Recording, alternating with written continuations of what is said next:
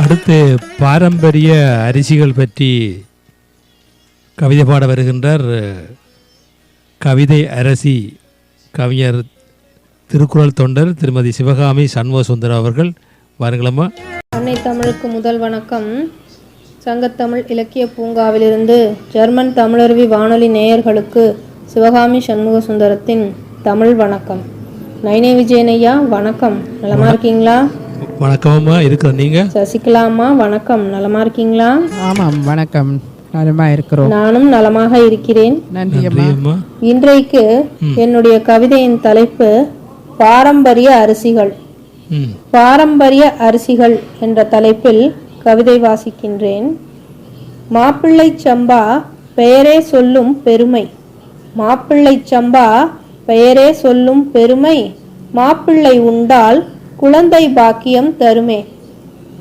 பெயரோ இந்த அரிசிக்கு கருப்பு கவுனி, உடல் எடையை குறைக்க நினைப்பவர் கவனி.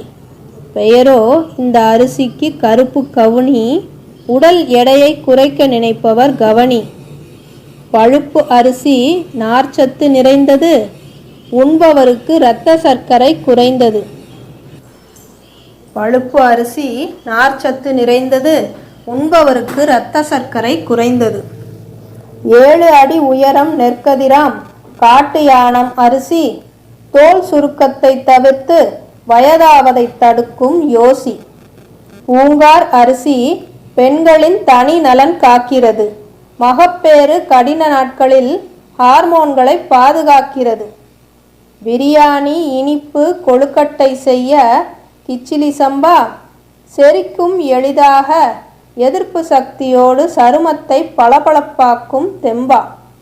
நரம்பு மண்டலத்தை பாதுகாக்கும் தூயமல்லி, இளமையை காக்கும் உண்பாய் அனைவருக்கும் சொல்லி. நரம்பு மண்டலத்தை பாதுகாக்கும் தூயமல்லி, இளமையை காக்கும் உண்பாய் அனைவருக்கும் சொல்லி. சீரகச் சம்பா தோற்றம் சீரகம் போன்றது, இதய நலன் மலச்சிக்கல் செரிமானம் உடல் மன வளர்ச்சி தரும் நாளும். வாசனை கொண்ட இலுப்பூசம்பா பூசம்பா மூட்டு வலியை போக்கும், சூட்டை தணிக்கும் அனைத்து சிகிச்சைகளின் தாய் நவரா அரிசி. எலும்பு தோல் நலமுற தேடி புசி. பாரம்பரிய அரிசி உணவை ஏற்று உடல் நலனை போற்று. பாரம்பரிய அரிசி உணவை ஏற்று உடல் நலனை போற்று. நாம் அனைவரும் நம்முடைய மூதாதையர்கள் உண்ட உணவை உண்டால் சிறப்பான உடல் நலத்தோடு நீண்ட காலம் வாழலாம். வாய்ப்பளித்த ஜெர்மன் தமிழருவி வானொலிக்கும் சங்கத்தமிழ் இலக்கிய பூங்காவின் ஒருங்கிணைப்பாளர் நீலகண்ட தமிழன் ஐயா அவர்களுக்கும் நன்றி கூறி விடைபெறுபவர் உங்கள் அன்பு சகோதரி சிவகாமி சண்முக சுந்தரம், சென்னை.